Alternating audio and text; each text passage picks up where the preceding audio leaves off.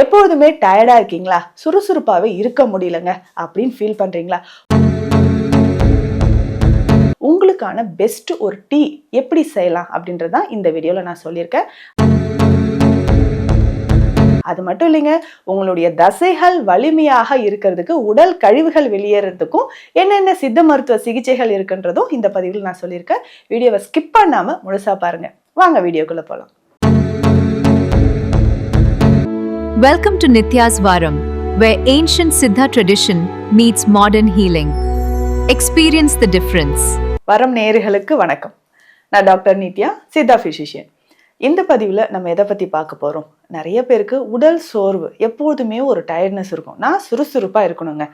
நம்ம கிளினிக்கில் ட்ரீட்மெண்ட் வரக்கூடிய நிறைய பேர் சொல்கிற ஒரு விஷயம் என்ன தெரியுங்களா? ஆண்களும் சரி பெண்களும் சரி, ஒரு 40 வயதுக்கு மேலே எல்லாருமே சொல்கிறது, டாக்டர் ஜென்ரல் ஒரு வீக்னஸ் ஆன மாதிரி இருக்குது. கை கால் எல்லாமே வலிக்குது, கையில் இருக்கக்கூடிய மசில்ஸ் எல்லாமே துவண்டு போகிற மாதிரி இருக்குது, டயர்ட் ஆகுது, ரொம்ப டயர்ட் ஆகுது, ஈஸியாக நான் முன்னாடி செஞ்சுட்டு இருந்த ஒர்க்கெல்லாம் இப்போ என்னால் பண்ணவே முடியல. இந்த மாதிரியெல்லாம் ஒரு டயர்ட்னஸ் நீங்கள் ஃபீல் பண்ணுறீங்களா? முக்கியமாக ஆண்கள் கரெக்டாக நிறைய பேர் சொல்கிறது, ஒரு 40-45 வயது கடந்துட்டாங்க அப்படின்னாவே உடலில் ஒரு சோர்வு எப்போதும் ஏற்படுற மாதிரி இருக்கும். ஏன்னா கமிட்மெண்ட்ஸ் அதிகமாகும் போது நம்ம ஒர்க் அதோடைய பேர்டன் அதிகமாகுது. ஸோ செல்ஃபாக வீட்லேயும் சரி நிறைய நமக்கு ப்ரெஷர் அண்ட் டிப்ரெஷன், இதனாலேயும் பாடியில் ஹார்மோன் சேஞ்சஸ் ஏற்பட ஆரம்பிச்சிடும். பொதுவாகவே 40 வயதை கடந்தாலே நார்மலாக நம்ம எந்த டயட்டும் இல்லை லைஃப் ஸ்டைலும் ஃபாலோ பண்ணாமல் இருந்தோம்னா ஒரு இளமை தோற்றம் மாற ஆரம்பிச்சிடும். ஸோ நம்ம உடலுமே பார்த்திங்கன்னா செல்ஸ் எல்லாமே டீஜெனரேட் ஆக ஆரம்பிச்சு ஒரு வயதான தோற்றம், சரிங்க தோற்றத்தை கூட விடுங்க, ஒரு யங் லுக் மாறுது அப்படின்னா கூட உடலில் அந்த ஸ்டாமினா குறைஞ்சிக்கிட்டே வரும். அந்த பழைய ஸ்டாமினா வர்றதுக்கும், ஸோ உடல் ஒரு 60 வயதிலும் நல்லா ஒரு 30 வயது மாதிரி நான் எங்கே ஸ்ட்ராங்காக இருக்கணும், ஸ்டாமினா நல்லா பூஸ்டப் ஆகணும், காலையில் எந்திரிச்சோன்னே நல்லா சுறுசுறுப்பாக இருக்கணும், எப்போ பார்த்தாலும் உடல் வலி இருக்குது. மெயினாக உடல் வலி அப்படின்னு சொல்கிறது தசைகளை பொறுத்து வரக்கூடியது தான். நீங்கள் நல்லா யோசிச்சு பார்த்தீங்கன்னா உங்களுக்கு தெரியும், நிறைய பேர் பார்த்தீங்கன்னா கை கால் வலி இருக்குது, குடைச்சல் இருக்குது அப்படின்னு சொல்கிறது எல்லாமே தசைகளை பொறுத்து வரக்கூடியதான். இந்த மசில் கிராம்ஸ் அப்படின்னு சொல்கிற ஒரு விஷயம். நைட்டு நல்லா தூங்கிட்டு இருப்பாங்க, திடீர்னு பார்த்தீங்கன்னா இந்த காஃப் மசில்ஸில் பிடிச்சி இழுத்த மாதிரி இருக்கும், அப்படியே கல் மாதிரி ஆகிடும். அதுக்கப்புறம் அதை ஷேக் பண்ணி அதுக்கப்புறம் கொஞ்சம் தைலம் ஏதாவது அப்ளை பண்ணால் அந்த பெயினே ஒரு 2 டேஸ்க்கு இருக்கும். ஸோ இந்த மாதிரி பிரச்சனைகள், நம்மளுடைய தசைகள் வலிமையாக இருக்கணும், மசில் கிராம்ஸ் வரக்கூடாது. திடீர்னு பார்த்தீங்கன்னா மசில்ஸ் எல்லாமே நான் ஸ்ட்ராங்காக இருந்துச்சுங்க, இப்போ பார்த்தீங்கன்னா லூஸான மாதிரி இருக்கும், தொலைன்னு இருக்கே அப்படின்ற மாதிரி இருக்கும். அப்போது இந்த காலையில் எந்திரிச்சதுலேருந்து இரவு தூங்க போகிற வரைக்கும் நம்ம சுறுசுறுப்பாக இருக்கணும்னா சில விஷயங்களை நம்ம ஃபாலோ பண்ணி தான் ஆகணும். அதில் என்னென்ன விஷயங்கள் அப்படின்னு நான் சொல்கிறேன். ஃபஸ்ட்டு, நீங்கள் காலையில் எடுத்துக்கக்கூடியது துளசி விதைகள், இதை மறந்துடாதீங்க. துளசி சீட்ஸ் பார்த்தீங்கன்னா சின்ன சின்னதாக கருப்பாக சின்ன சின்னதாக இருக்குங்க, கடுகு மாதிரி, கடுகை விட சின்னதாக நல்ல டார்க் கலரில் பிளாக்காக இருக்கும்.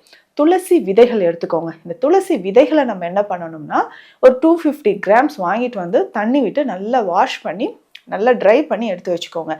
துளசி அப்படின்னாலே நமக்கே தெரியும், அதோட அரோமா, அதோடைய மனமே நமக்கு ஒரு புத்துணர்ச்சியை தரும். துளசி விதைகள் பார்த்தீங்கன்னா omega-3 ஃபேட்டி ஆசிட்ஸ் அதிகம், கால்சியம் அதிகமாக இருக்குது. விதைகள் ரொம்ப சின்ன சின்னதாக இருந்தாலும் அதனுடைய சத்துக்கள் ரொம்ப அதிகங்க.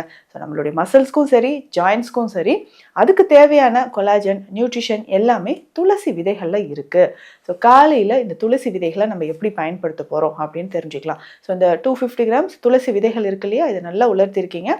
லைட்டாக ஒரே 1 நிமிடம் இதை என்ன பண்ணணும் அப்படின்னா, ஒரு பேன் எடுத்து வச்சுட்டு 1 மினிட் இதை லைட்டாக ஃப்ரை பண்ணி உடனே சூடு பண்ணால் போதும், ஃப்ரை கூட பண்ண வேண்டாங்க, லைட்டாக சூடு பண்ணி உடனே எடுத்து வச்சுக்கோங்க.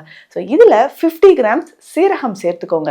சீரகம் அப்படின்னு சொல்கிறது நம்மளுடைய கட்டில் இருக்கக்கூடிய கழிவுகளை வெளியேற்றும். மலச்சிக்கல் இருக்கா, ஒன்றும் பிரச்சனை இல்லை, டைஜஷன் ப்ராப்ளம் இருக்கா, வெயிட் கெயின் ஆகிட்டே போகுது, ஃபேட்டி லிவர் பிரச்சனை இருக்குது, இந்த மாதிரி எல்லாத்தையும் சரி செய்கிறதுக்கு சீரகம் ரொம்ப முக்கியமானது. ஸோ 50 கிராம்ஸ் நீங்கள் சீரகம் எடுத்துக்கோங்க. இதில் 20 கிராம் அளவுக்கு ஏலக்காய் எடுத்துக்கோங்க. இந்த 3ம் தாங்க. ஸோ இதை லைட்டாக ஃப்ரை பண்ணி பவுடர் பண்ணி கொரப்பா டீ பவுடர் மாதிரி எடுத்து வச்சுக்கோங்க. ஸோ இந்த துளசி விதைகள் அப்படின்னு சொல்கிறது நம்மளுடைய செல் வரைக்கும் இருக்கக்கூடிய பிரச்சனைகளை தீர்க்கக்கூடியது. ஸோ செல் லெவலில் இருக்கக்கூடிய பிரச்சனைகளை தீர்க்கறதுக்கு துளசி விதைகள் ரொம்ப முக்கியம். முக்கியமாக இதில் ஆன்டி கொலஸ்ட்ரால் ப்ராப்பர்ட்டி இருக்குது. நிறைய பேருக்கு மயோசைட்டிஸ் இருக்குது, மஸ்குலர் டிஸ்ட்ரோஃபி பேஷண்ட்ஸ்க்குலாம் நம்ம ட்ரீட்மெண்ட் கொடுத்துட்ருக்குறோம். அதே மாதிரி ஆட்டோஇம்யூன் கண்டிஷன்ஸ். ஸோ இந்த மாதிரி கண்டிஷன் எல்லாத்துக்குமே உடலில் அந்த ஸ்டாமினா வர வைக்கிறதுக்கு நிறைய மூலிகைகள் இருக்குது. முக்கியமாக நேற்று கூட ஒரு சகோதரி கேட்டிருந்தாங்க, டாக்டர் எனக்கு அம்மாவுக்கு பாட்டிக்கெல்லாம் கேன்சர் இருந்துச்சு, எனக்கும் அந்த ஹெரிடிட்டியாக வந்துருமோன்னு பயமாக இருக்குது, வராமல் இருக்கிறதுக்கு ஏதாவது ஹெர்ப்ஸ் இந்த மெடிசனோட சேர்த்து நான் ரெகுலராக என் லைஃப் லாங் நான் சாப்பிட்ற மாதிரி சொல்லுங்க அப்படின்னு கேட்டிருந்தாங்க. ஸோ அதுக்குமே வந்து பார்த்தீங்கன்னா இந்த துளசி விதைகள், இந்த டீயை தான் நான் சொன்னேன். ஸோ இதை ரெகுலராக எடுத்துக்க நோட் பண்ணிட்டு போயிருக்காங்க. கண்டிப்பாக இதை நான் ஃபாலோ பண்ணுறேன் மேடம் அப்படின்னு சொன்னாங்க. ஸோ நீங்களும் ஃபாலோ பண்ணுங்கள். இதை எப்படி நம்ம டீ மாதிரி தாங்க குடிக்க போகிறோம். ஸோ இது 3 ஃப்ரை பண்ணி பவுடர் பண்ணிக்கோங்க. ஸோ காலையில் ஒரு ஸ்பூன் எடுத்து 3 கிளாஸ் வாட்டரில் நல்லா பாயில் பண்ணிடணும். பாயில் பண்ணிவிட்டு ஒரு கிளாஸ் வந்தோடனே அதை ஃபில்டர் பண்ணிக்கோங்க. இதில் கொஞ்சம் தேன் சேர்த்தோ நாட்டு சக்கரை சேர்த்தோ நீங்கள் எடுத்துக்கலாம். இல்லைங்க நான் வந்து ஒரு டயபெட்டிக் பேஷண்ட், இதை எப்படி எடுக்கலாம் அப்படின்னா இதை வேறு எதுவுமே ஆட் பண்ண வேண்டாம், நீங்கள் அப்படியே குடிச்சிடலாங்க. ஸோ இதுக்கு இன்னும் நம்ம வந்து இது சாப்பிட்டா வயிறு எரிச்சல் அதெல்லாம் வருமா? எதுவுமே கிடையாது. அசிடிட்டி ப்ராப்ளம் இருக்கவங்க, கேஸ்ட்ரைட்டிஸ் இருக்குங்க, ஆசிட் ரிஃப்ளக்ஸ் இருக்குது, அல்சரேட்டிவ் கொலைட்டிஸ், ரொம்ப நாளாக எனக்கு வயிறு அல்சர் பிரச்சனை இருக்குது, எல்லாருமே இதை குடிக்கலாம். சுகர் இருக்குது, பிபி இருக்குது, தைராய்டு முக்கியமாக, ஸோ பிசிஓடி ப்ராப்ளம் எல்லாருமே இதை குடிக்கும்போது ஒரு எனர்ஜியாக நீங்கள் ஃபீல் பண்ணுங்க. காலையில் எழுந்திரிச்சு ஒரு டீயோ காஃபியோ எம்டி ஸ்டொமக்கில் குடித்தாதான் நான் வந்து எனர்ஜெட்டிக்காக இருப்பேன் அப்படின்ற ஒரு தாட் இருக்கிறவங்க இதை குடிச்சு பாருங்கள். 2-3 நாளில் கண்டிப்பாக இந்த டீயை விட்டு வெளியில் வரவே மாட்டீங்க. ஏன்னா துளசி விதைகள் அவ்வளவு அற்புதங்களை உங்கள் உடலில் செய்யும். முக்கியமாக பெண்களுக்கு இது ரொம்ப முக்கியமானதுங்க. ஒயிட் டிஸ்சார்ஜ் இருந்தாலும், இர்ரெகுலர் பீரியட்ஸ் இருக்குது, வயிற்றில் ஃபைப்ராய்டு யூட்ரஸ் இருக்குது, இந்த மாதிரி சகல விதமான பிரச்சனைகளும் தீர்க்கக்கூடியது. அப்போ நீங்கள் காலையில் எந்திரிச்சோன்னே சுறுசுறுப்பாக இருக்கணும், ஆக்டிவாக இருக்கணும், மலச்சிக்கல் தொந்தரவு இருக்கக்கூடாதுன்னா இந்த துளசி விதையை இந்த மாதிரி சீரகம் ஏலக்காயோட நான் சொன்ன அளவுப்படி டீயாக குடிச்சிட்டு வாங்க. இன்னும் ஒரு சிலருக்கு இந்த டயர்ட்னஸ், அதாவது தசைகள் சம்பந்தப்பட்ட பிரச்சனை இருக்கும். தசைகளில் நமக்கு வந்து ஒரு மசில் கிராம்ஸ் இருந்துக்கிட்டே இருக்கு, இதை எப்படி நம்ம சரி செய்யலாம் அப்படின்னா கல்பசஞ்சீவி அப்படின்னு சொல்கிற மெடிசன் இருக்குது. கல்பசஞ்சீவி சூரணமாக இருக்குது, கற்ப மருந்தாக இருக்குது, மாத்திரையாகவும் இது இருக்குங்க.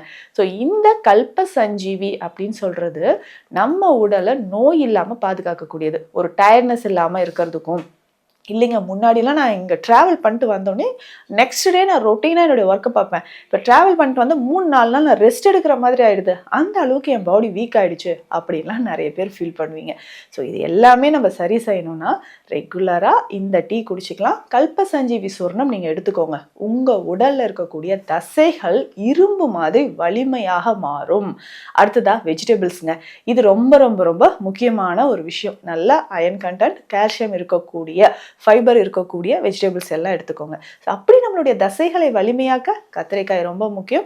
முருங்கைக்காய் எடுத்துக்கோங்க. முருங்கை விதைகளையும் நம்ம வந்து பயன்படுத்தலாம். ஸோ முருங்கை விதை பவுடரை பாலில் கலந்து இரவு நேரத்தில் மட்டும் ஒரு 3 கிராம் அளவுக்கு நீங்கள் எடுக்கலாம். தசைகள் வலிமையாக இருக்கும். கொத்தவரங்காய் ரொம்ப பெஸ்ட்டு. கொத்தவரங்காய் எப்படி தசைகளுக்கு பயன்படுத்தலாம்ன்றதும் நம்ம பதிவில் சொல்லியிருக்கோம். ஸோ இந்த பதிவு, இந்த துளசி விதை டீ எப்படி நம்ம குடிக்கலாம், தசைகளை வலிமையாக இருக்க என்னென்ன வழிமுறைகள் என்றதை இந்த பதிவில் பார்த்தோம். உங்களுக்கு ஏற்படக்கூடிய சந்தேகங்களை கமெண்ட்ல சொல்லுங்க, அதையும் வீடியோவா கொடுக்கலாம். சித்த மருத்துவ ஆலோசனைகள் தேவைப்பட்டா ஸ்கிரீன்ல இருக்கிற நம்பருக்கு கால் பண்ணுங்க. நன்றி. Welcome to Nitya's Varam, where ancient Siddha tradition meets modern healing. Experience the difference.